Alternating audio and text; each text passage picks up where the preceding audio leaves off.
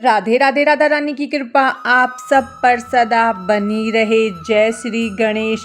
आज हम बुधवार की व्रत कथा सुनेंगे, तो चलिए हम अपनी कथा शुरू करते हैं। एक समय एक व्यक्ति अपनी पत्नी को विदा कराने के लिए अपनी ससुराल गया। वहाँ पर कुछ दिन रहने के पश्चात सास ससुर से विदा करने के लिए कहा, किंतु सबने कहा कि आज बुधवार का दिन है, आज के दिन गमन नहीं करते। वह व्यक्ति किसी प्रकार न माना और हठधर्मी करके बुधवार के दिन ही पत्नी को विदा कराकर अपने नगर को चल पड़ा। राह में उसकी पत्नी को प्यास लगी तो उसने अपने पति से कहा कि मुझे बहुत जोर से प्यास लगी है। तब व्यक्ति लोटा लेकर रथ से उतरकर जल लेने चल दिया। जैसे ही वह व्यक्ति पानी लेकर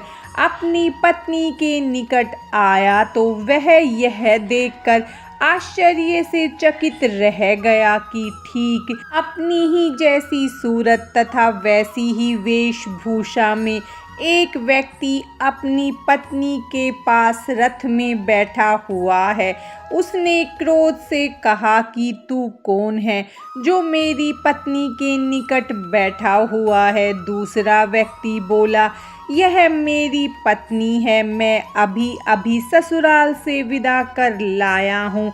वे दोनों व्यक्ति आपस में झगड़ा करने लगे। तभी राज्य के सिपाही आकर लोटे वाले व्यक्ति को पकड़ने लगे। स्त्री से पूछा, तुम्हारा असली पति कौन सा है? तब पत्नी शांत ही रही, क्योंकि दोनों एक जैसे थे।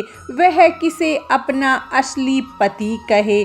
वह व्यक्ति ईश्वर से प्रार्थना करता हुआ बोला, हे परमेश्वर, यह क्या लीला है कि सच्चा झूठा बन रहा है। तभी आकाशवाणी हुई कि मूर्ख, आज बुधवार के दिन तुझे गमन नहीं करना था, तूने किसी की बात नहीं मानी। यह सब लीला बुद्धदेव भगवान की है। उस व्यक्ति ने बुद्धदेव से प्रार्थना की और अपनी गलती के लिए क्षमा मांगी। तब बुद्धदेव जी अंतर्ध्यान हो गए। वह अपनी स्त्री को लेकर घर आया तथा बुधवार का व्रत वे दोनों पति पत्नी नियम पूर्वक करने लगे। जो व्यक्ति इस कथा को सुनता है, सुनाता है, उसको बुधवार के दिन यात्रा करने का कोई दोष नहीं लगता। उसको सर्व प्रकार से सुखों की प्राप्ति होती है। बुधवार व्रत कथा समाप्तम। भगवान श्री गणेश की कृपा